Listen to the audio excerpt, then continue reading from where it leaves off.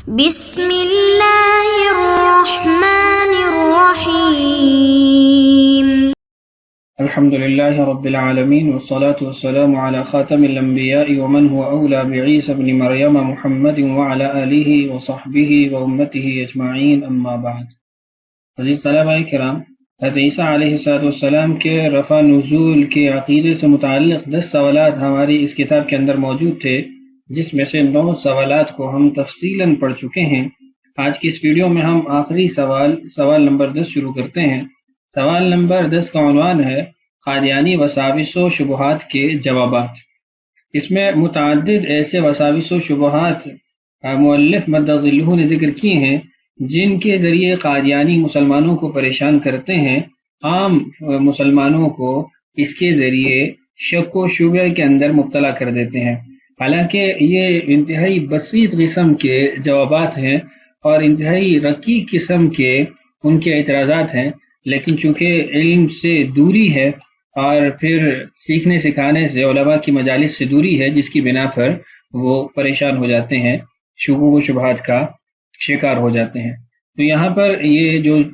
مختصر قسم کے یا رقیق قسم کے اعتراضات ہیں اور جو جوابات عمدہ قسم کے دیے گئے ہیں، انہی پر اکتفا کریں گے۔ تفصیلات اس موضوع سے متعلق سابقہ ویڈیوز میں آپ کافی مقدار میں پڑھ چکے ہیں۔ سوال نمبر 10، حیات مسیح علیہ السلام پر قادیانی جو عقلی وساوس و شبہات پیدا کرتے ہیں، ان میں سے 3 کو ذکر کر کے ان کا جواب دیں۔ عقلی وساوس و شبہات۔ جواب نمبر 10، قادیانی اشکال نمبر 1، حضرت عیسیٰ علیہ السلام آسمانوں میں ہیں تو وہاں کھاتے کیا ہوں گے؟ جواب، جب آدمی عالم دنیا سے عالم بالا میں پہنچ جاتا ہے تو پھر اس پر وہاں لوازمات روحانیہ طاری ہو جاتے ہیں اور دنیاوی عوارض اس کو لاحق نہیں ہوتے۔ یوں سمجھیں کہ اس دنیا میں جسم غالب، اس جہاں میں روح غالب، جسم مغلوب ہے۔ لہذا عیسیٰ علیہ السلام کو وہاں کے حالات کے مطابق روحانی غذا ملتی ہے، بس وہ کیا کھاتے ہوں گے، یہ اشکال باقی نہ رہا۔ یعنی انسان 2 چیزوں سے مرکب ہے، جسم اور روح سے۔ دنیا کے اندر جسم غالب ہوتا ہے، روح مغلوب ہوتی ہے، اس لیے جسمانی غذا سے انسان کا نظام زندگی چل رہا ہوتا ہے، اور عالم بالا کے اندر روح غالب ہوتی ہے، جسم مغلوب ہوتا ہے، تو روحانی غذا اس کے بقا کے لیے کافی ہوتی ہے، اور روحانی غذا وہ اللہ تعالیٰ کا ذکر ہے اور اللہ تعالیٰ کی یاد کے کلمات ہیں، تو وہ عیسیٰ علیہ السلام ان کے ذریعے وہاں پر اپنے نظام زندگی میں چل رہے ہیں، تو اشکال باقی نہ رہا۔ دوسرا جواب دیکھیے اسی اعتراض کا، اصحاب کہف کا 300 سال تک بغیر کھائے پیے زندہ رہنا، یعنی 309 سال تک بغیر کھائے پیے زندہ رہنا خود قرآن کریم میں مذکور ہے۔ ارشاد باری تعالیٰ ہے وَلَبِثُوا فِي كَهْفِهِمْ 300 سِنِينَ وَازْدَادُوا 9، الکہف آیت نمبر 25، کہ وہ لوگ ٹھہرے اپنی غار کے اندر 309 سال تک، تو 309 سال بغیر کھائے پیے اللہ تعالیٰ نے ان کو زندہ رکھا، اور قرآن کے اندر صراحتاً مذکور ہے۔ تو پھر عیسیٰ علیہ السلام کو اگر اللہ تعالیٰ بغیر کھائے پیے آسمانوں پہ رکھ سکتا ہے تو اس میں کوئی مستبعد یا محال امر نہیں ہے۔ جواب نمبر 3، حدیث میں ہے کہ رسول اللہ صلی اللہ علیہ وسلم نے ارشاد فرمایا کہ جب دجال ظاہر ہوگا تو شدید قحط ہوگا اور اہل ایمان کو کھانا میسر نہ آئے گا۔ اس پر صحابہ کرام رضی اللہ عنہم نے عرض کیا کہ یا رسول اللہ، اس وقت اہل ایمان کا کیا حال ہوگا؟ آپ صلی اللہ علیہ وسلم نے ارشاد فرمایا یجزئہم ما یجزئ اہل السماء من التسبیح والتقدیس، یعنی اس وقت اہل ایمان کو فرشتوں کی طرح تسبیح و تقدیس ہی غذا کا کام دے گی۔ 2 باتیں اس جواب کے اندر ہیں۔ پہلی بات یہ ہے جو اس کے لیے اس جواب مذکور ہے یہاں پر، کہ دنیا کے اندر بھی بھلے انسان کا جسم روح پر غالب رہتا ہے، لیکن خداوند تعالی اپنی قدرت کاملہ سے انسانوں پر ایک ایسا وقت ضرور لائیں گے کہ وہ اس دنیا کے اندر بھی باوجود جسم کے غالب ہونے کے اللہ تعالیٰ کی قدرت اور طاقت کی بنیاد پر وہ سبحان اللہ، الحمدللہ اور اللہ تعالیٰ کی تقدیس کے کلمات پر زندہ رہیں گے، اسی سے ان کے جسم کے اندر قوت، طاقت اور غذائیت آتی رہے گی۔ دوسری بات یہاں پر کہ عالم بالا کی جو غذا ہے وہ اللہ تعالیٰ کی تسبیح اور تقدیس ہے، جو آپ جواب نمبر 1 کے اندر پڑھ چکے ہیں، تو وہ بھی اس حدیث سے ثابت ہو گیا یجزئہم ما یجزئ اہل السماء، کہ اہل السماء آسمان والوں کو تسبیح تقدیس یہی غذا کے طور پر کافی ہوتی ہے، تو آسمانوں پر عیسیٰ علیہ السلام کو تسبیح تقدیس یہ کافی ہوگی۔ اور یہاں پر ایک نقطہ یہ بھی ساتھ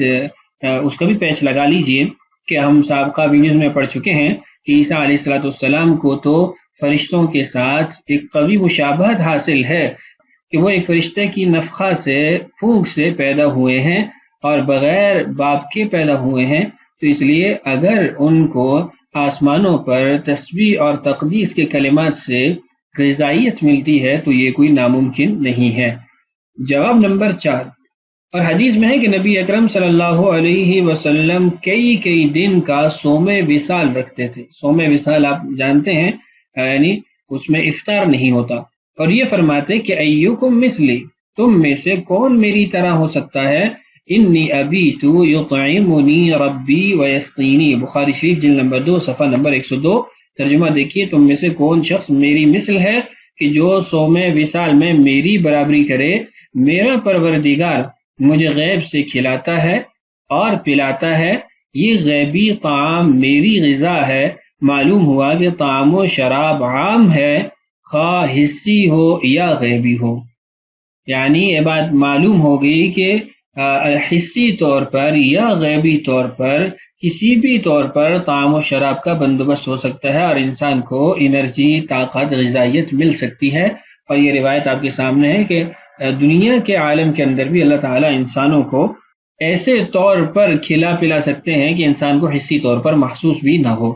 لہذا وما جعلناہم جسدا لا یاکلون الطعام وما كانوا خالدین، سورہ انبیاء کی اس آیت سے استدلال کرنا کہ ہم نے ان کو ایسا جسد نہیں بنایا کہ وہ کھانا نہ کھاتے ہوں، اس کو دلیل بنا کر عیسیٰ علیہ السلام کی حیات کا انکار کرنا کہ وہ کیسے بغیر کھائے پیے زندہ رہ سکتے ہیں، یہ استدلال درست نہیں ہوگا۔ اس آیت سے یہ استدلال کرنا کہ جسم عنصری کا بغیر طعام و شراب کے زندہ رہنا ناممکن ہے، یہ غلط ہے، اس لیے کہ طعام و شراب عام ہے، خواہ حصی ہو یا معنوی ہو، جیسے بھی ہو اللہ تعالیٰ انسانوں کو اس کے ذریعے زندہ رکھ سکتے ہیں، غذائیت دے سکتے ہیں۔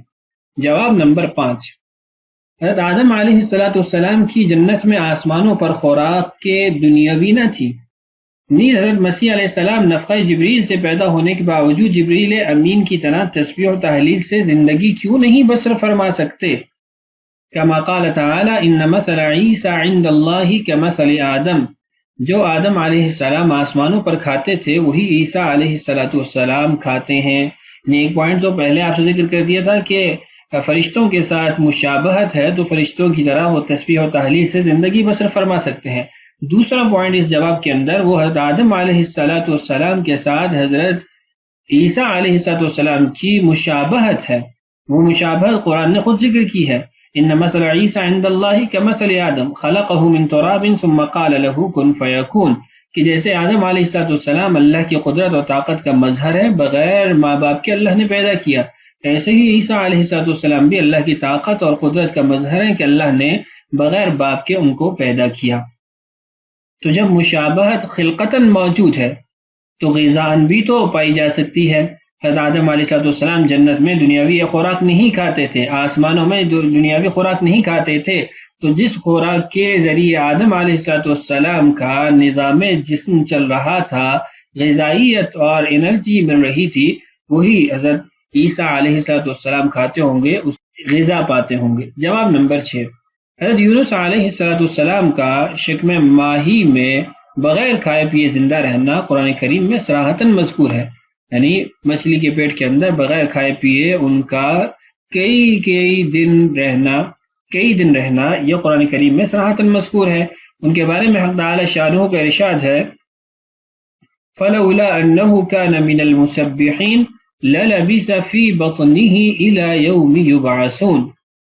اب سورہ صافات آیت نمبر 143 اور 144 اس بات پر صاف دلالت کرتی ہے کہ یونس علیہ السلام اگر مسبحین میں سے نہ ہوتے، تسبیح بیان کرنے والوں میں سے نہ ہوتے، تو اسی طرح قیامت تک مچھلی کے پیٹ میں ٹھہرے رہتے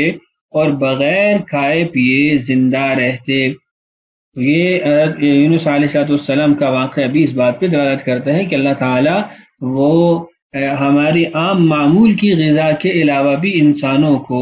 کھائے پیے بغیر زندہ رکھ سکتا ہے، اس کے بغیر ان کے جسم کے اندر حرکت اور جسم کے اندر جو نظام چل رہا ہے اس کو چلا سکتا ہے۔ تو یہ 6 جوابات، جس میں بعض جوابات میں متعدد پوائنٹس بھی تھے، آپ نے اچھے طریقے سے پڑھ لیے، سمجھ لیے، تو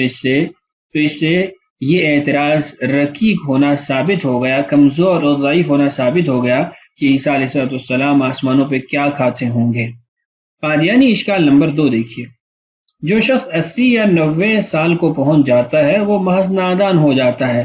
سب کچھ بھول جاتا ہے، اس کی زندگی کا ناکارہ حصہ شروع ہو جاتا ہے۔ اور آگے استدلال دیکھیے، کما قال تعالی وَمِنْكُمْ مَنْ يُرَدُّ إِلَىٰ أَرْذَلِ الْعُمُرِ لِكَيْ لَا يَعْلَمَ بَعْدَ عِلْمٍ شَيْئًا۔ ترجمہ اس کا یہ ہے، اور تم میں سے کوئی ایسا ہوتا ہے جو عمر کے سب سے ناکارہ حصے تک پہنچا دیا جاتا ہے، جس میں پہنچ کر وہ سب کچھ جاننے کے بعد بھی کچھ نہیں جانتا۔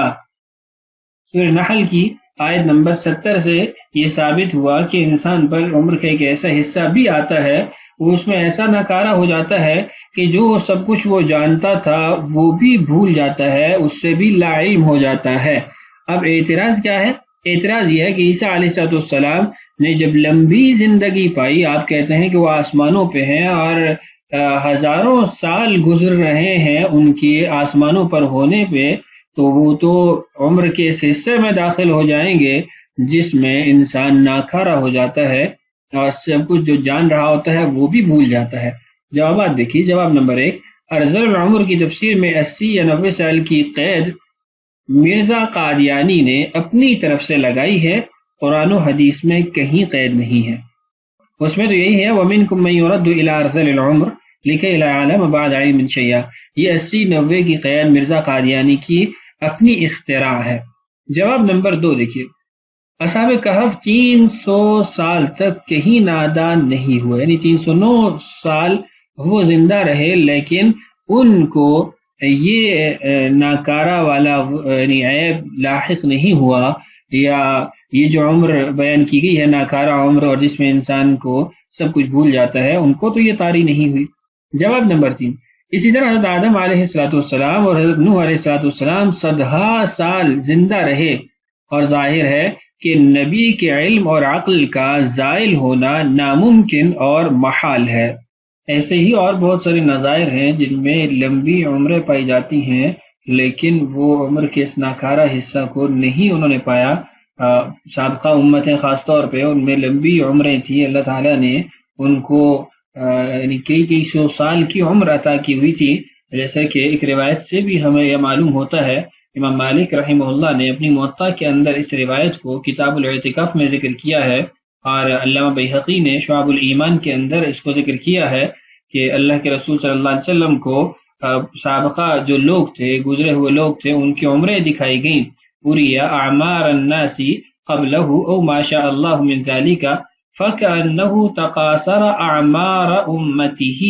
ان یبلغوا من العمل مثل الذی بلغ غیرہم فی طول العمر فاعطاہ اللہ لیلۃ القدر خیر من الف شہر۔ اس کا خلاصہ یہ ہے کہ رسول اللہ صلی اللہ علیہ وسلم کو سابقہ امتوں کی جب عمریں دکھائی گئیں تو آپ صلی اللہ علیہ وسلم نے اپنی امت کی عمروں کو چھوٹا خیال فرمایا کہ وہ کم عمروں کی وجہ سے اس قدر کثیر اعمال نہیں کر سکیں گے جو دیگر امت کے افراد اپنی لمبی عمر کی وجہ سے کر سکتے تھے۔ تو اگر یہ 70 80 90 سال کی بات ہوتی تو وہ تو اس امت کی عمریں بھی ہیں،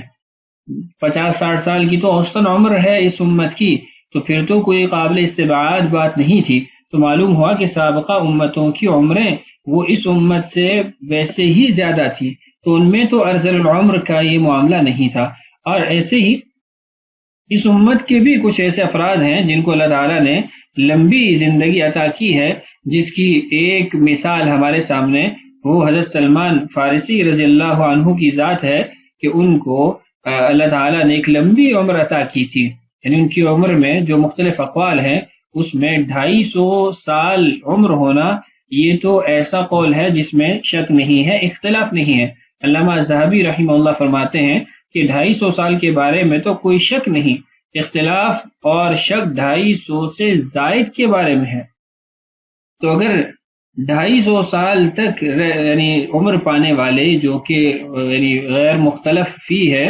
وہ اگر اس عمر کے حصہ میں ارض العمر میں داخل نہیں ہوتے تو مرزا قادیانی نے جو 90 سال 80 سال لکھا ہے اس کی کیا حیثیت رہ جاتی ہے. تو بہرحال خلاصہ یہ ہے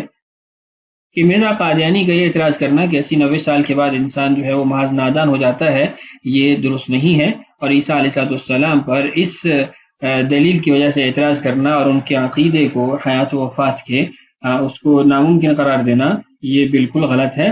ایک عام جواب تو اس کا یا مطلقاً اجمالی جواب تو یہ ہے کہ اللہ تعالیٰ زندگی بھی دیتا ہے، موت بھی دیتا ہے، ارض العمر میں بھی وہی داخل کرتا ہے، اس سے بچاتا بھی وہی ہے. تو جب اس نے اپنے نبی کو باقی رکھنے کا، ایک لمبی عمر دینے کا فیصلہ فرمایا ہے تو وہ یہ تمام تر جو باتیں ہیں یا امور ہے ان سے بھی اپنے نبی کو منزہ کر سکتا ہے، بچا سکتا ہے. تو یہ 2 اشکال ہم نے اس ویڈیو کے اندر پڑھ لی ہیں. تیسرا اشکال انشاءاللہ ہم اگلی ویڈیو کے اندر پڑھتے ہیں، اس میں انشاءاللہ ہم اس کو مکمل کر لیں گے. وہاں پر مزید کچھ اور اشکالات بھی ہیں، انشاءاللہ اگلی ویڈیو میں ان سے متعلق بات کرتے ہیں. تو آج کا ہمارا سبق یہیں پر مکمل ہوا. اللہ تعالیٰ سے دعا ہے اللہ تعالیٰ ہمیں اور ساری انسانیت کو اس فتنہ سے محفوظ فرمائے اور اللہ تعالیٰ ہم سب کا حامی ناصر ہو. السلام علیکم ورحمۃ اللہ وبرکاتہ.